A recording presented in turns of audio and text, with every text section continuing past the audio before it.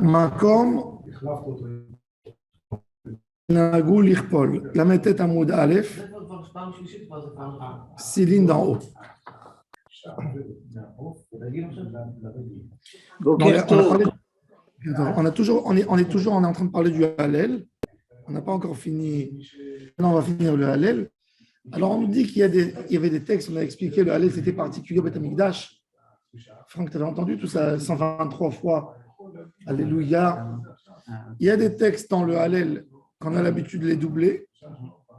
C'est ce qui est écrit dans la Mishnah. Comme Shenagou, l'Irpol, l'Irpol, Ifshot, Ifshot. Il y a des textes simples qu'on dit les versets une fois et pas deux. Tana, Rabbi Kofel Badevarim. Depuis Anna, Rabbi, il disait deux fois tous les textes qu'il a à dire. Rabbi Elazar ben Parta, Mosif ba Devarim. Il continuait encore sur ce que Rabbi, il faisait. Rabbi, il commençait depuis Anna, chez Moshe Anna, jusqu'à Odul Hashem Kitov Kilolam Chazo, chaque phrase, elle est doublée.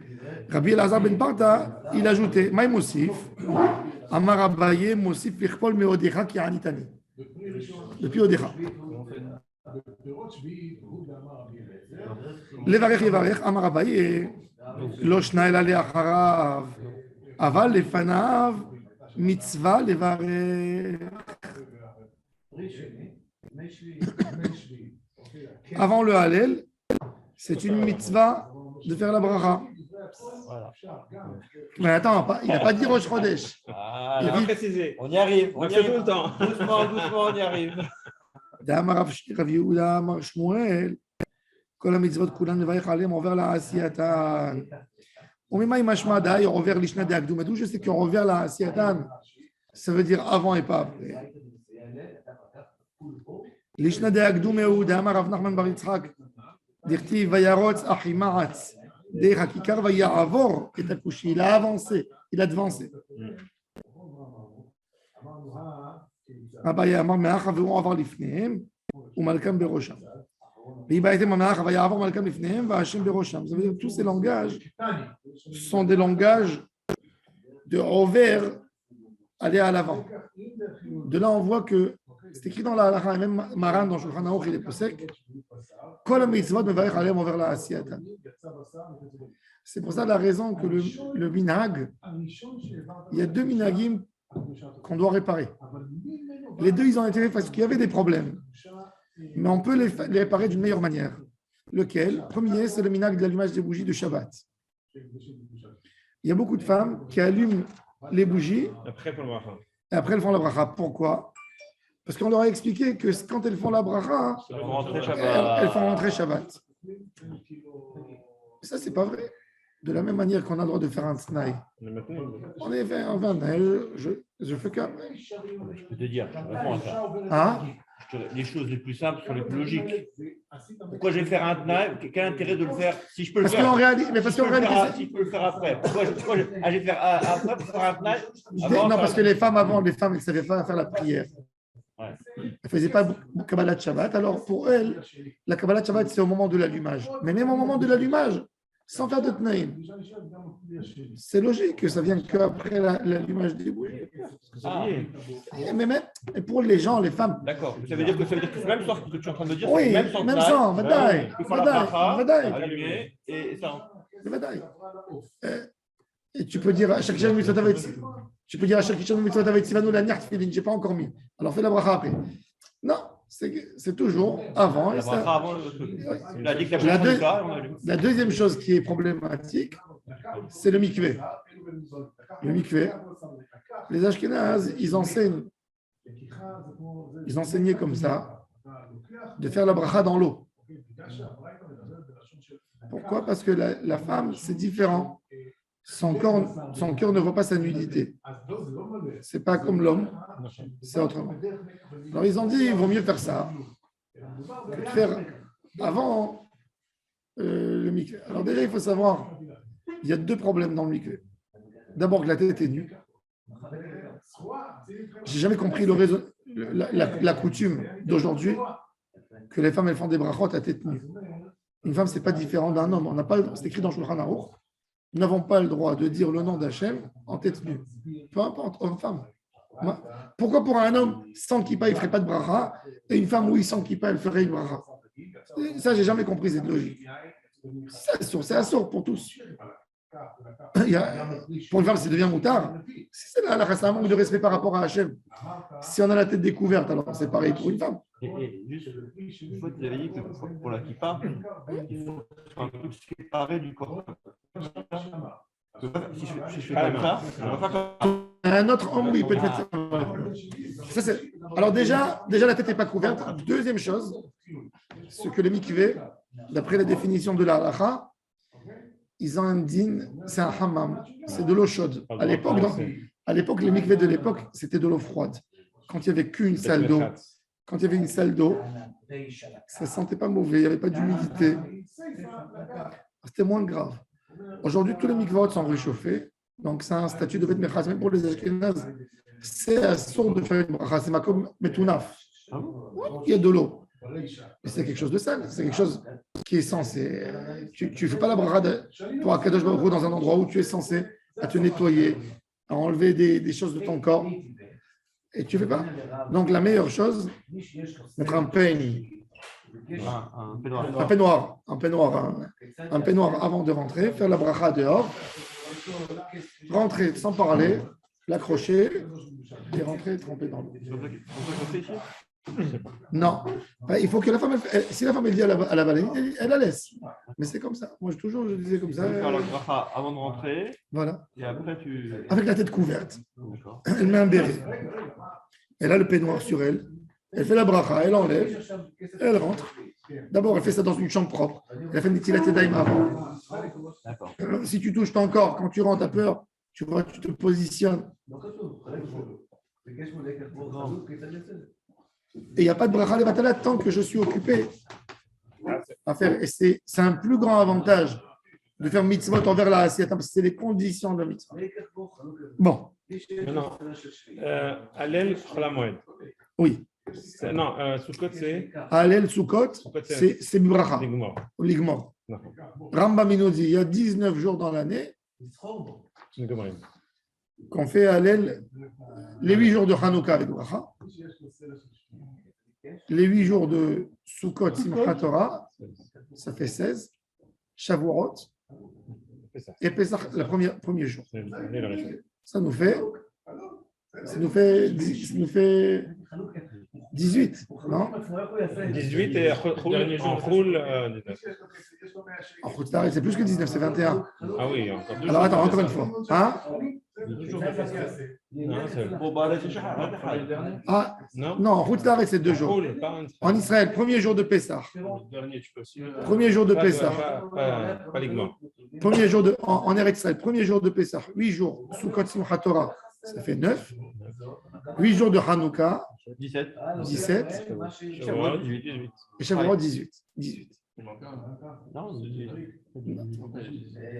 Non. Je suis chez le Pessah, on ne fait pas avec Bracha. Chutz Laaretz, c'est 21 jours, pardon. Chutz Laaretz, c'est 21 jours. Tu ajoutes. 23. Pourquoi 23? Tu ajoutes un à Pessah et un de Pessah à Shavuot. Ça fait encore 3, ça fait 21. Ça fait 21. Et les minhag des Juifs du Maroc et des Ashkénazes, c'est de faire aussi Rosh Chodesh. Et bon, ça déjà, le tour dans Ilchot Rosh Chodesh, il amène tous ces minhagim, il pose des questions, il dit que oui, on a trouvé des endroits où on fait des brachot sur un minhag. L'argument du Rambam, c'est on ne fait pas une bracha sur un minhag. Ce n'est pas l'essentiel du Hallel. Rosh Chodesh Nahagua. C'est pas. Chol HaMoed Pessah, il y a une bracha? Non. D'après le Rambam? Non. L'ikro même pas. Donc l'ikro n'existe pas pour le Rambam. L'ikro n'existe pas pour le Rambam, il n'y a pas de micro. Pourquoi Pessah était aussi amoindri? Amoindri parce qu'il a fait très bonne question. Très bonne question. Par rapport à les Égyptiens qui sont morts, pour ne pas se réjouir de la mort des Égyptiens. C'est une des raisons. Ouais. Mais en tous les cas, le Hallel de Pessah. Pourquoi le Hallel de Pessah?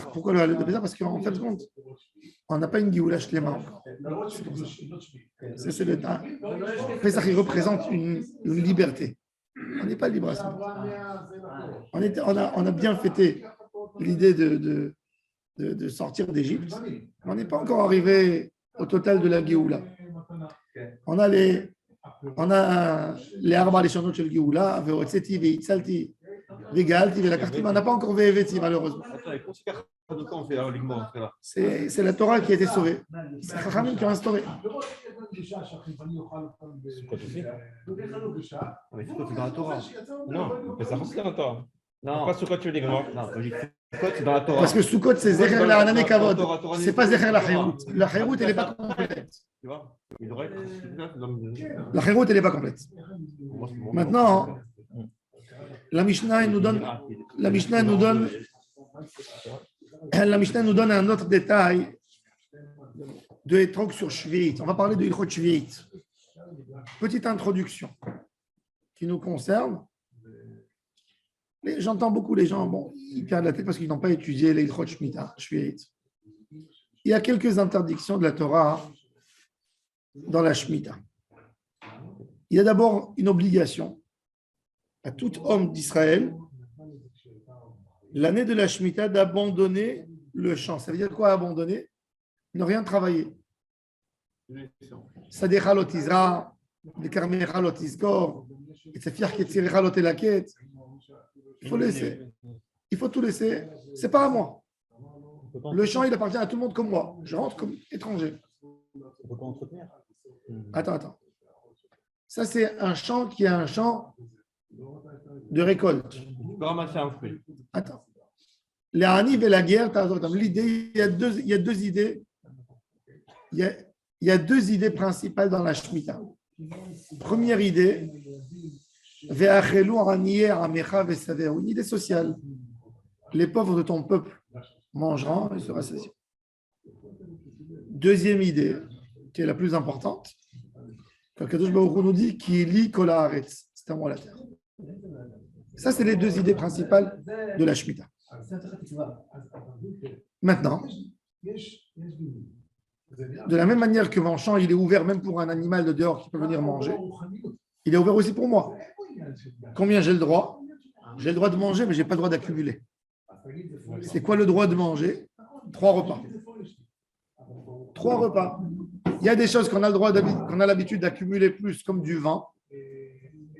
La Torah n'a pas dit de se priver de vin toute la Shemitah. Tu as le droit de faire du vin, mais tu as le droit de consommer du vin que pour ce que c'est des choses qu'on a l'habitude de garder, ou de l'huile. Un homme, il ne va pas prendre tous les jours 2 kilos d'olive et il va aller c'est des choses qu'on fait une fois en quantité. Alors ça, on a autorisé aussi plus des quantités pour garder. On a le droit. Maintenant, tout ce qui a été travaillé pendant la Shemitah, quand il s'agit de légumes, la Torah a dit c'est fiah, ça s'appelle safiah. On n'a pas le droit de manger. Assour ba'achila. Par contre, un arbre,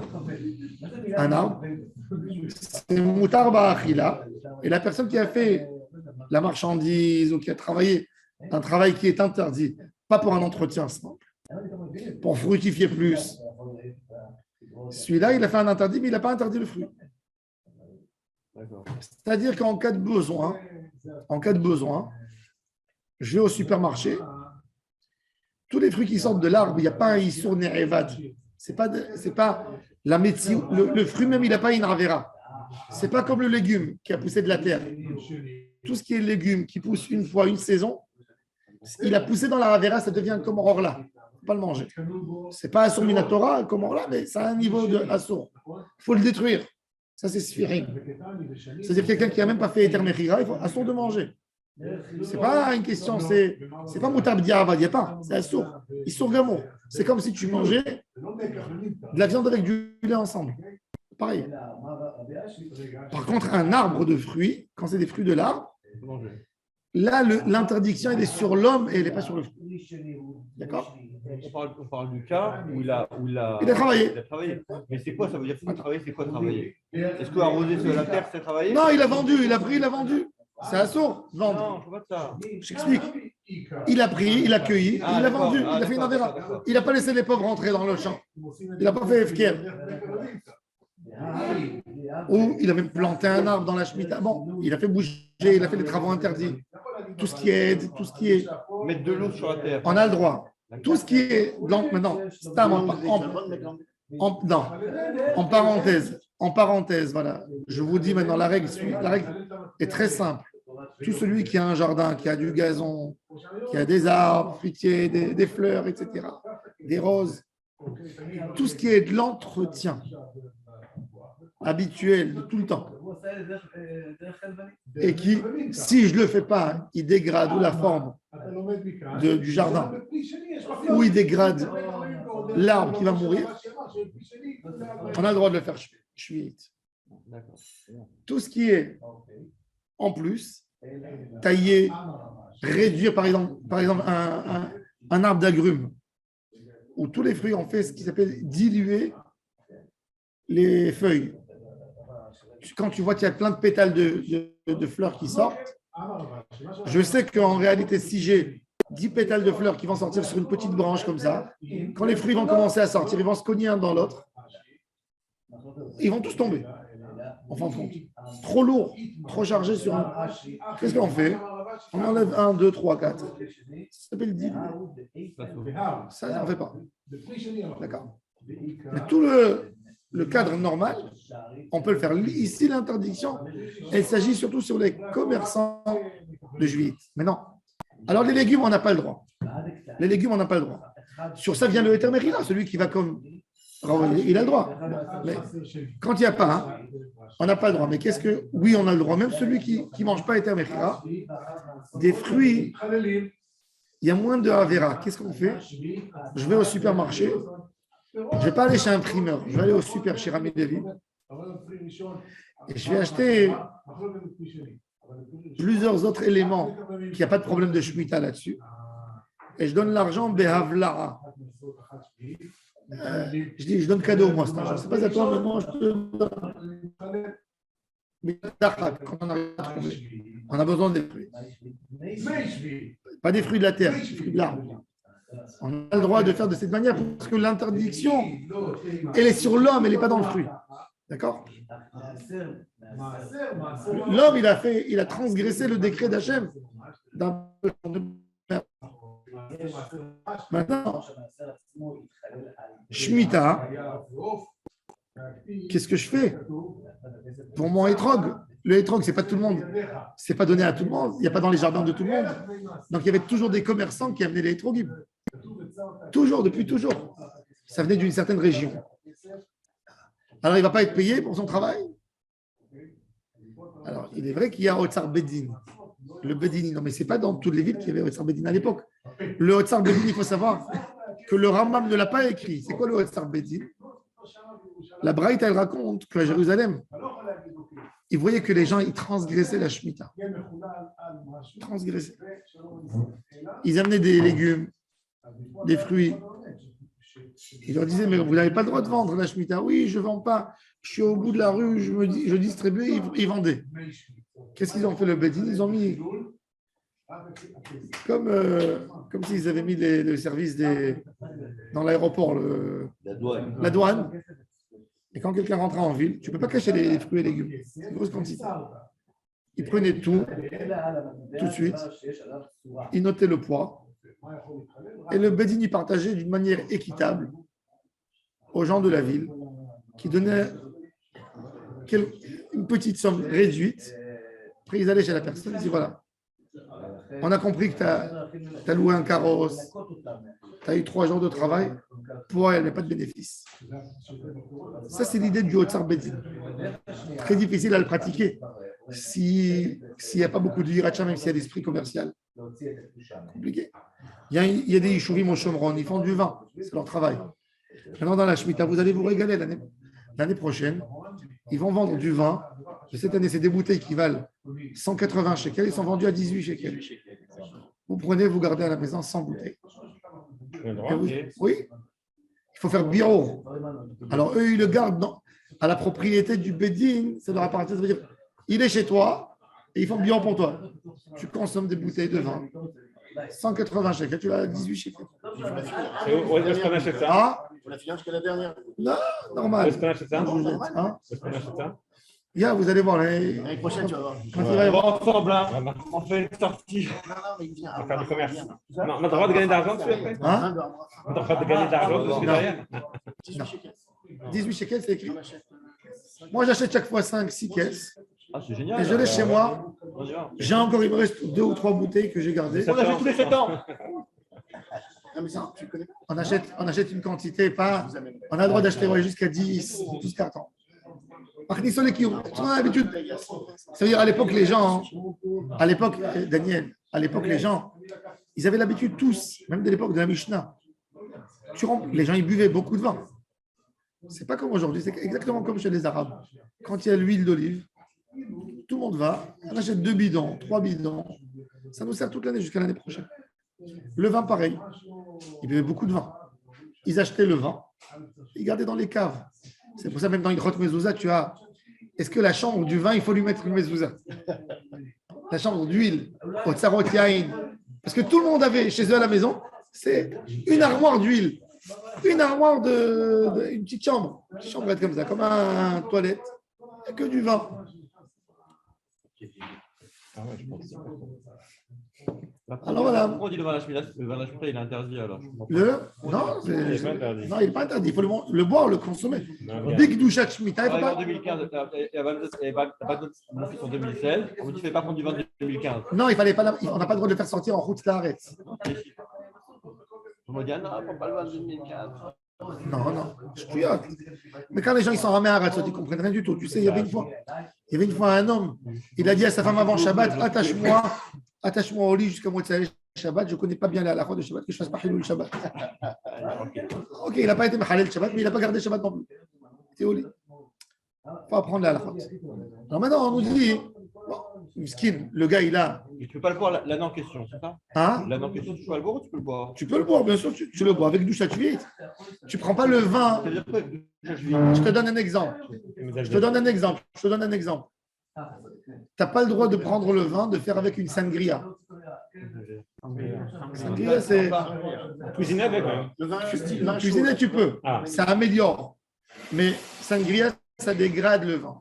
Une sangria, tu prends un vin simple, tu mets de la limonade, tu mets du citron, de l'orange, des glaçons et tu ajoutes du vin. Alors, il te dit, le vin, tu le dégrades. On prend pas. Tu ne prends pas un grand cru, jamais pour faire un truc. Tu prends un vin à 2 € pour mettre un. Tu vois. Alors, le vin de la Shemitah, tu n'as pas le droit de le dégrader, de le rendre de prix à Geffen, il devient Sheakol. Par contre, de mettre dans un plat de viande, oui, tu mets du bon vin dans un. Tout ce qu'on a l'habitude, qui est logique.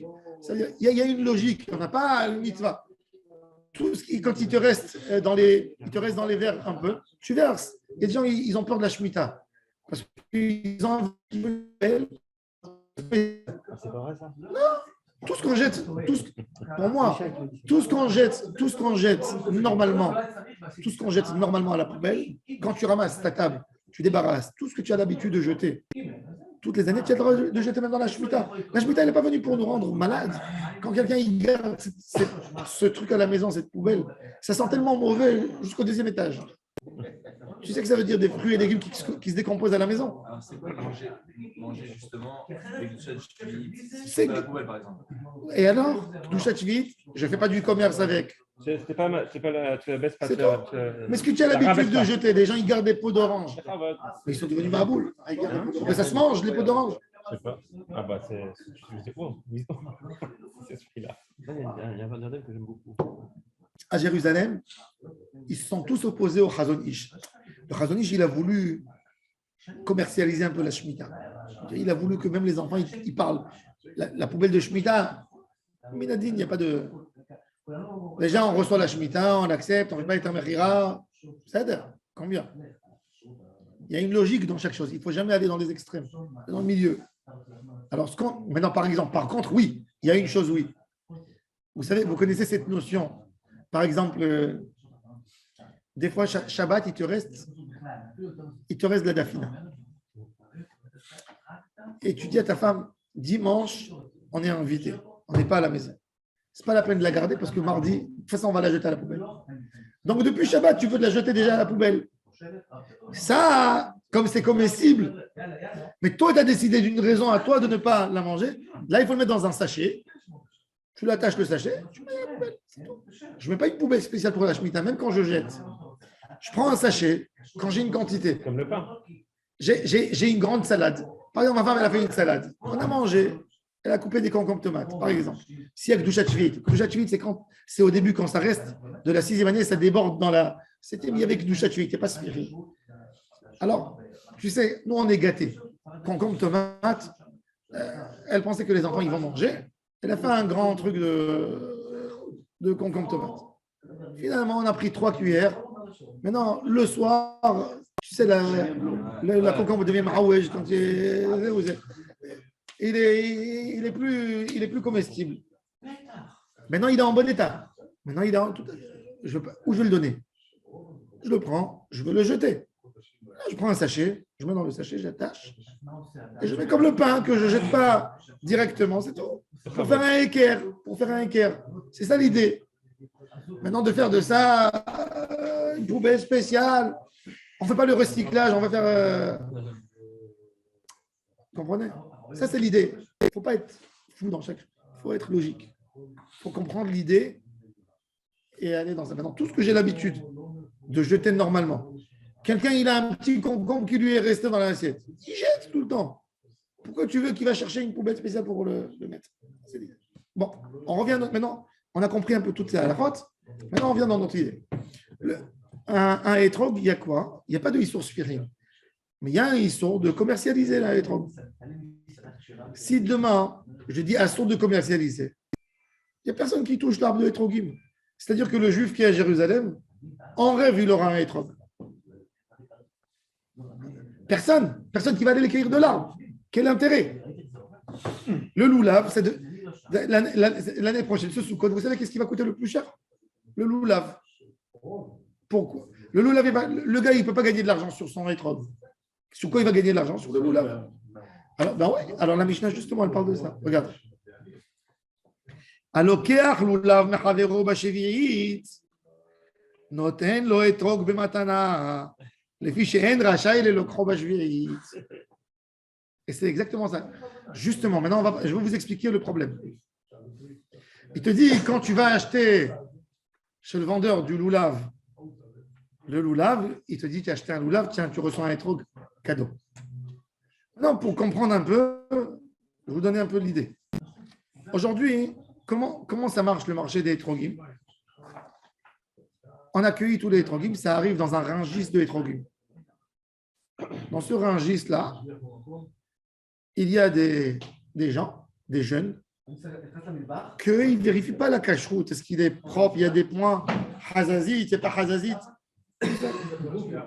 Eux, ils trient selon la forme.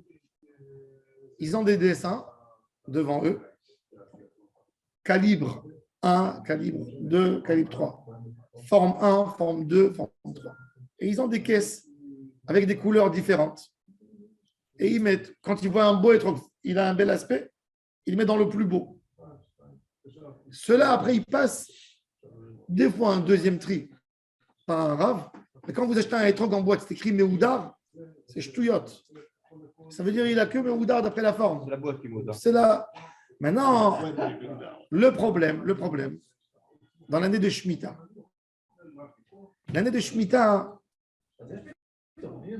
le fait qu'il est plus beau comme ça ou qu'il est comme ça, ça ne change rien dans la halakha. J'ai pas le droit. Est-ce qu'une orange elle vaut plus cher parce qu'elle a une pointe? Non. C'est comme un citron. Le citron, c'est pareil. Il n'y a rien. Il n'y a rien du tout là-dedans. Donc, il n'a pas le droit. Il n'a pas le droit de prendre de l'argent. Donc, en réalité, quand moi j'étais enfant, dans la Eda Haredit, je me rappelle, j'avais 6-7 ans, j'allais avec mon père. Quand c'était l'année de Shemitah, les hétrogim, ils étaient posés comme ça sur l'étalage. Posés bien, présentés sur la table. Et il y avait une boîte de tzedaka. Il fallait donner le transport. Ce qu'on a cueilli, ça coûtait 4 shekels à la base. 5 shekels. Tu veux ajouter plus, tu donnes un type, c'est tout. Mais à la base, c'est comme ça que ça doit être, à propos de la Shemitah. Un hétrog, c'est comme un citron, à la base. Bon, on met un peu plus de pesticides Après, tu fais un tri. Imagine-toi qu'une orange, elle aurait été vendue enveloppée dans un papier, dans une boîte. Combien ça aurait coûté l'orange? 5 shekels. 10 shekels. Maintenant, on arrivait à 200 shekels. 300, c'est déjà autre chose. Alors, ça, à la base, le vrai prix du hétrog, c'est ça. Qu'est-ce qu'ils vont faire maintenant dans la Shemitah? Ils ont 2 solutions pour gagner de l'argent. Première solution, c'est qu'ils vont faire une magouille, que le Bedini va dire, je fixe le salaire des gens, du propriétaire, il va mettre le salaire de tout le monde à 40 000 shekels, mais c'est visible. Ou qu'il n'y aura plus, pendant cette Shemitah, il n'y a personne qui va vendre le hétrog en unité, que en lot. On te dit, le lot, il vaut 300. C'est quoi 300? 300, c'est 200 le Hadas, 50 le Haravot et 50 le Loulav. Et ton hétrog, il est gratuit. Mais on n'a pas le droit, maintenant on n'aura pas le droit, il faut savoir que la Shemitah, on n'a pas le droit de vendre un hétrog d'après sa beauté. D'après sa beauté, tu n'as pas le droit. Tu peux dire d'après ton travail. Tu peux dire aussi autre chose. Tu peux dire, j'ai mis quelqu'un ici pour trier les hétrogim. Il a choisi les plus beaux. Alors, combien de temps il a travaillé chez toi? Il a travaillé chez toi 10 heures.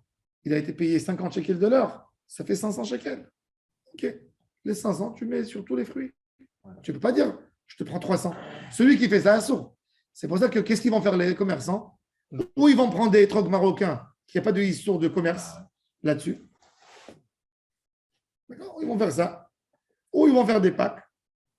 Sinon, ils n'ont pas de quoi gagner. Ça veut dire là-dessus. Ou, comme je vous ai dit, le prix du loulav, il va flamber. Il va te donner le hétrog. Ils vont tous vendre que des lots. C'est tout. C'est le seul moyen pour pouvoir gagner de l'argent parce que je n'ai pas le droit de vendre le hétrog. Normalement, le hétrog, c'est le plus cher du pack.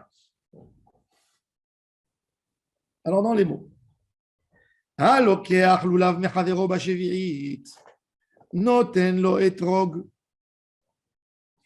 Bematana, les fiches en Racha, il est l'okro bashevi'it. Rashi, il explique l'iniré. Rashi, regardez Rashi. Il parle de Alokeach lulav, mais Amaharetz garsinan. Be'amaharetz kamaire. Qui termine Bagmara. Ve'amaharetz lo karele chavero. Il dit, c'est pas chavera. C'est pas chavero. Ve'ilokeach nami amaharetz. Il dit, et si l'acheteur lui aussi c'est amaharetz, est-ce que lui, il nous écoute? Il ne vient même pas de nous poser la question. Alors, c'est quoi la Mishnah? Noten-lo etrog bematana. Chaver, shikone o shana, yivakesh mimenu liten-lo etrog bematana. C'est-à-dire, il te dit, toi, tu dois dire au vendeur, je n'ai pas le droit de te payer sur le hétrog, vends-moi le loulav plus cher. Et le hétrog, c'est cadeau.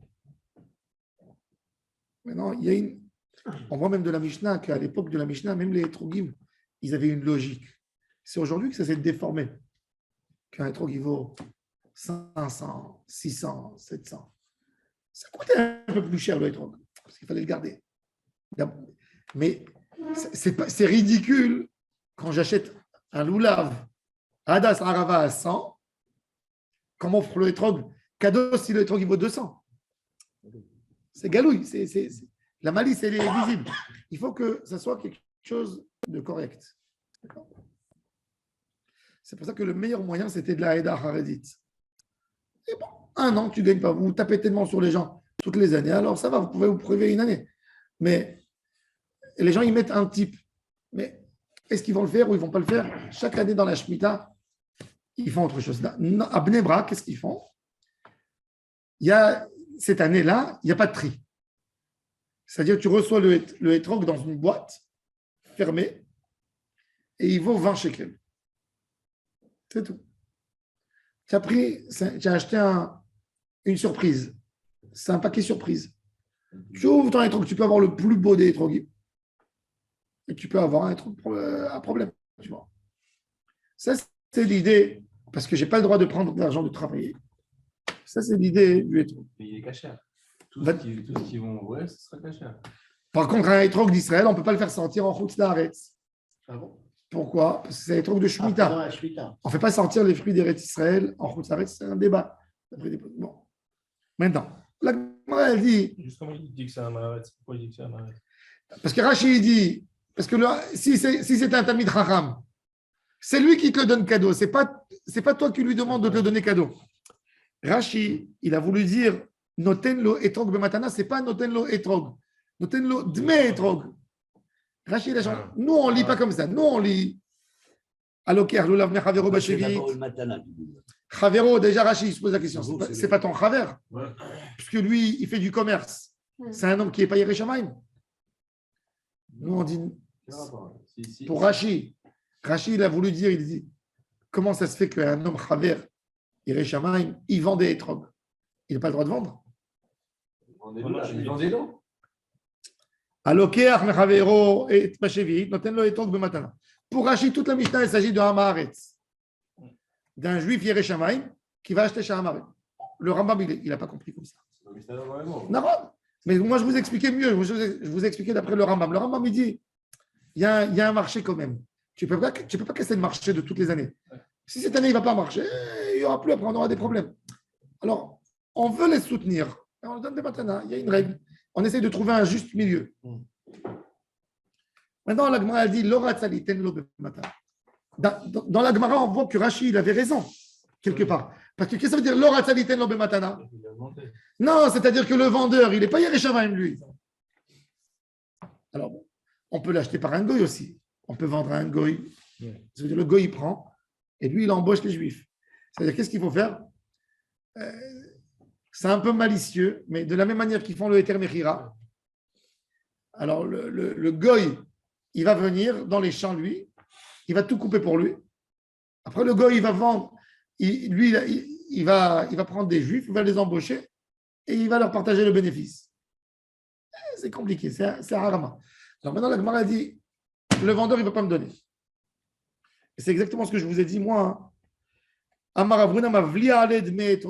vous ai dit, moi, que quand vous avez besoin des fruits qui ont poussé dans la Shemitah, vous allez vous acheter un shampoing au supermarché et vous payez pour le shampoing. C'est ce qui est écrit dans la Gemara. Quand tu as besoin des fruits, maintenant on va arriver en été. On a des fruits, on va voir tous les fruits qui ont poussé de la Shemitah. Maintenant, ils font du commerce. Mais je suis vendredi, Erev Shabbat, je n'ai pas eu le temps d'aller acheter dans une Shemitah Mehadrin où les fruits vont devenir extrêmement chers là-bas.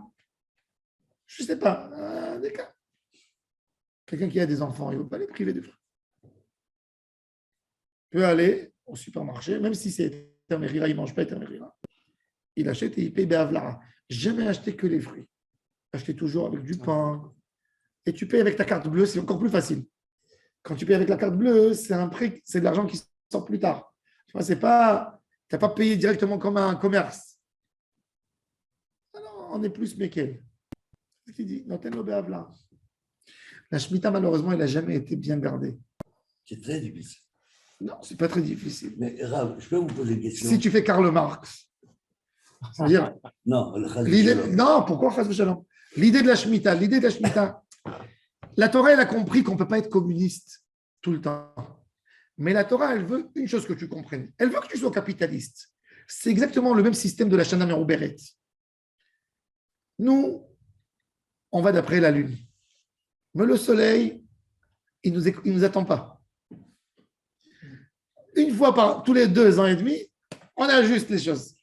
Ça veut dire, dans l'idée, Akadosh Baruch Hu, il te dit, gagne de l'argent, mon fils. Gagne. Fais de l'argent. Je veux que tu sois riche. Je suis contre l'idée. La Torah, elle y croit dans un modèle d'économie normal. Elle veut que le pauvre, il va travailler. Parce qu'un système de communisme, à un moment, il y a toujours des gens égoïstes qui tombent sur la société, comme en France.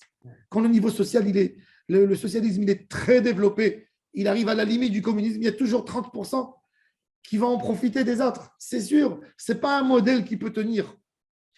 Mais la Torah, elle veut qu'au même temps que tu comprennes que tu as un dévouement pour la société, parce qu'autrement, quand tu vas être dans un modèle que tu dis, il n'y a pas de socialisme, le gouvernement, il n'intervient pas, là, les gens, ils deviennent avec un cœur beaucoup plus cruel et ils ne veulent plus nourrir les autres.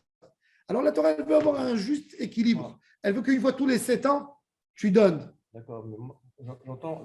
Vous comprenez un peu cet équilibre? J'entends ce discours, mais il y a un point qui me gêne là-dedans, c'est que si on dit que la Shemitah, c'est pour que la terre se repose. Moi, la terre se repose. Mais là, C'est pas la terre, c'est pas la Ah, terre. d'accord, C'est d'accord. le tout, c'est le tout. Le tout. C'est pour les vers, c'est garder la nature d'Hachem. Dans les faits, qu'est-ce qu'ils reçoivent Aussi. les Chila, qu'est-ce qu'ils reçoivent les pauvres? Hein? Dans les faits, réellement, qu'est-ce qu'ils reçoivent les pauvres? Beaucoup. C'est vrai? Bien sûr. À l'époque. Mais à l'époque, Non, ils je avaient- ne parle pas de l'époque, je parle d'aujourd'hui. aujourd'hui, c'est non, parce qu'aujourd'hui, on fait des choses tordues. Mais Ouais. l'idée, Non, d'accord. Donc, l'idée de la Torah, l'idée de la Torah, c'est Entre écologiste. guillemets, C'est écologie. C'est écologie. Laisse la terre se reposer. Tu l'as exploité. Tu l'as exploité pendant 6 ans. Laisse la terre se reposer pour qu'elle puisse reproduire bien. Ne sois pas dans l'idée d'exploitation.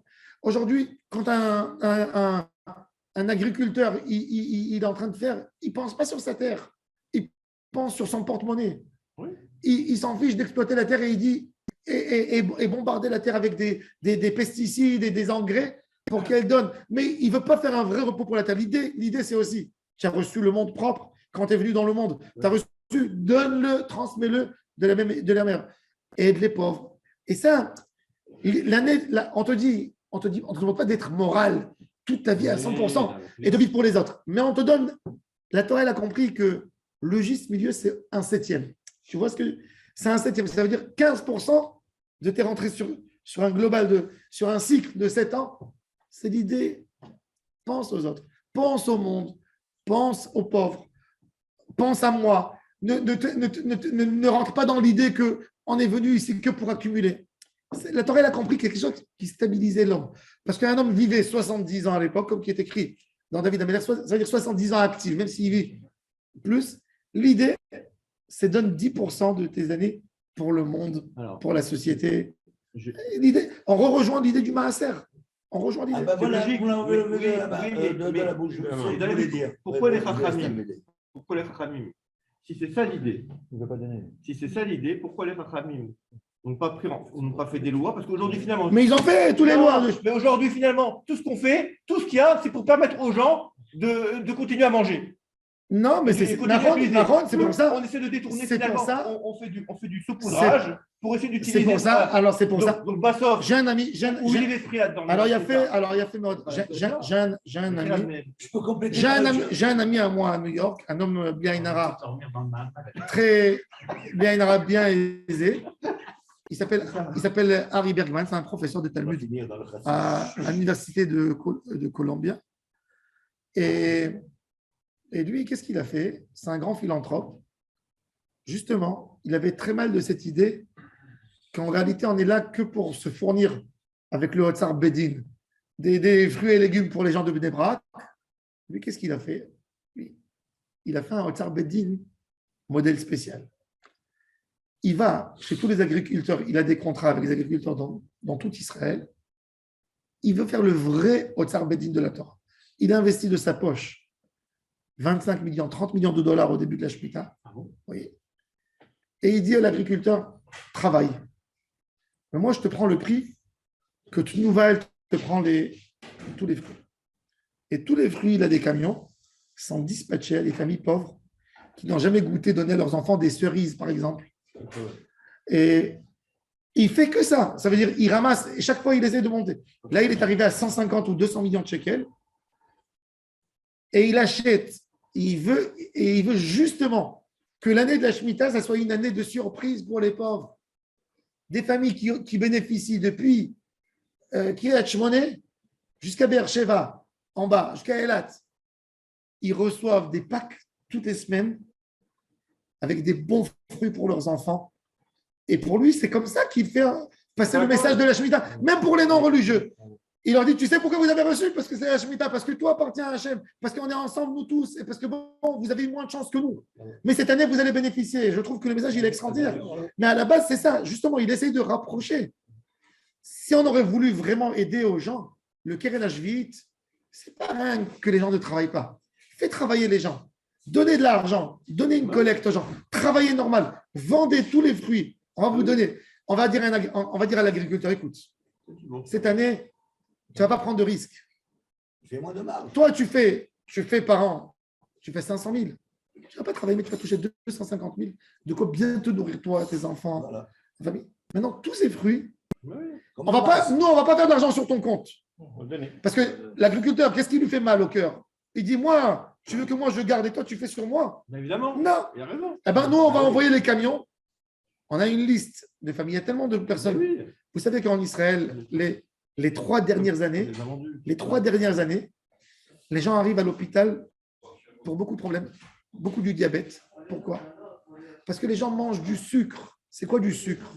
Du sucre qui ne vient pas normalement par des fruits, par des pâtes, par des pizzas. Les gens, ils sont passés, comme les fruits, ils ont tellement flambé le fruit. Les fruits. 1 kilo de raisin, il n'a jamais baissé de 25 shekels toute l'année. Même en plein saison, il était maximum à 20, il est arrivé. C'est pas normal. Alors, qu'est-ce qu'ils font les gens? Les gens qui sont de classe moyenne, au lieu qu'un homme mange, par exemple, la moitié de ce qu'il mange en semaine, ça doit être des fruits et légumes, il a fait 25% de fruits et légumes et ces autres 25%, il a pris des parmimotes. Il mange de la pomme de terre, il mange des pâtes, il mange. Et ça, c'est terrible, c'est terrible. Alors lui, son idée, c'est d'aider aux pauvres. Ça, c'est l'idée principale de la Shemitah. Maintenant, ne me posez pas des questions. Pourquoi les gens ils font tordu? Ils font tordu. On n'a pas. Ben oui, c'est responsable, ça. Et c'est pour ça que l'idée de la comme du début, l'idée de la Shemitah, pourquoi elle n'est pas forte l'idée de la Shemitah? C'est à cause de ça. Nara, Parce qu'elle est pas- Nara. Parce que nous, en fait, même le Hotzar Bedin, moi, je les en veux beaucoup parce que qu'est-ce qu'ils font? Eux, ils veulent gagner de l'argent. Alors, ils viennent, ils tapent sur les gens, ils te disent Shemitah, Shemitah, Shemitah, assaut. Mais ils te disent, mais achète les fruits que moi, j'importe de Jordanie et tu vas les payer 2 fois plus cher. Parce que je suis le seul dans le marché. Ah oui, c'est Et ça, c'est une catastrophe. C'est l'effet inverse. C'est une vitesse. Alors, on a perdu le sens de la Shemitah. Mais l'idée de la Shemitah, Magnifique. l'idée de la Shemitah, il n'y a pas plus beau que la Shemitah. Ah oui. Ça veut dire c'est une notion aussi de. À l'époque, tout le monde était agriculteur. C'est une notion, tout le monde voulait faire de l'argent. Alors, on stoppe, on arrête un peu, on freine. La vie, il n'y a pas que moi, il y a d'autres.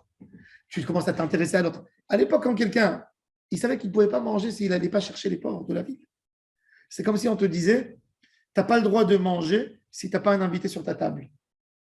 Dans l'idée. C'est la première tradition. Alors, tu sors de la maison, tu sors à la synagogue, tu es obligé, tu te sens obligé. Comme que nos parents, ils se sentaient, mon père, il me disait toujours, si Pessah, on n'a pas des invités, c'est une catastrophe. Ça veut dire, et même nous, on n'avait pas de moyens, mais il disait, pour Pessah, il disait, au moins, je donne à une famille de nécessité ce que je donne pour un de mes enfants pour Pessah. On est tous autour de la table, on a dépensé. S'il a dépensé les 10 000 shekels, le panier du Pessah, j'ai 10 enfants. Là, allez, je donne 1000. Je donne qu'un enfant juif nécessiteux, qu'il mange bien, qu'il ait sa joie de la fête. Comme dit le Rambam il dit, un homme qui mange dans une fête, qui se fait un festin, et c'est que lui avec ses camarades, comme s'il a mis des excréments à table. Comme ça, il dit. C'est pour ça que chez Abnei Brak, par exemple, quand quelqu'un il fait une bar mitzvah ou un mariage, 70% des gens, je ne sais pas si tout le monde, mais 70%, moi quand j'avais fait des bar mitzvahs de mes enfants, je disais, il y a 10 tables. J'appelais un organisme qui donne des plats pour des femmes qui ont accouché. Je veux payer, j'ai pris 200 parts. Je veux payer 20 parts pour les familles. Vous donnez 20 parts à 100 shekels pour des familles nécessiteuses. Que moi, je sais que moi, j'ai mangé. Moi, j'ai donné de la simcha à mes invités. Mais en même temps, j'ai fait réjouir des enfants que leur maman, pas forcément des pauvres, des enfants que leur maman ne peut pas cuisiner. Et elle est à l'hôpital. C'est une notion, ça s'appelle Seudat Aniyim. Une table pour les pauvres, une table pour les nécessiteux. Hier, j'étais il cherche à collecter des fonds. Il y a quelqu'un de la communauté chez nous. Il est Tsanou Al-Tzadik. Je peux dire son nom parce qu'aujourd'hui, il est arrivé au bout de ses forces. Il a 7 cliniques pour s'occuper des dents des enfants. Gratuitement, tout en charge. Bernard Ben Moshe. Et il n'a plus maintenant. Il y a tellement de demandes. Il y a 25 qui demandent pour venir faire une estima. Ils n'ont pas d'argent. Il y a des femmes, ils ont montré des photos hier, tu veux pleurer. Tu vois des belles femmes à 35 ans, 40 ans, elles ne peuvent plus ouvrir la bouche. Elles parlent comme ça parce qu'elles n'ont plus de dents. et il cherche il cherche de l'aide. Alors, il cherche de l'aide. Alors, moi, je lui ai dit, regarde, je lui ai dit, il y a tellement de dentistes en France, juifs. Faisons une affiche.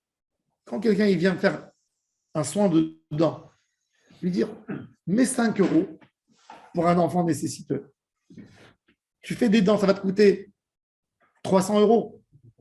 Donne 10 € pour les dents des nécessiteux. Pense, mets un point quand tu t'achètes quelque chose, tu vois. C'est une manière d'aider, de faire et de rapprocher l'idée de l'engagement pour la société. La beauté de la Torah, c'est l'engagement pour la société. Je suis engagé. Je ne vis pas dans mon monde à moi. Je suis responsable des autres. Quand il y a un pauvre, il est écrit, le Rambam dit que tzedaka, ça vient du mot tzedek, justice. Il dit, toi, ne sois pas milliardaire et lui, il soit rien. Sois un peu moins riche et lui, il soit un peu moins pauvre. C'est ça l'idée de la tzedaka. Tzedek. Un équilibre. Tu ne seras pas un équilibre, la même chose. Ok, je ne travaille pas pour lui. C'est vrai. Mais quelque chose. On est dans un même monde. N'attends pas que le gars il tombe. Quand quelqu'un il est au milieu en train de tomber, c'est facile de lui tendre la main et de l'aider. Quand il est déjà tombé, déjà ils lui ont pris la maison. Maintenant, après 10 personnes ne peuvent plus l'aider.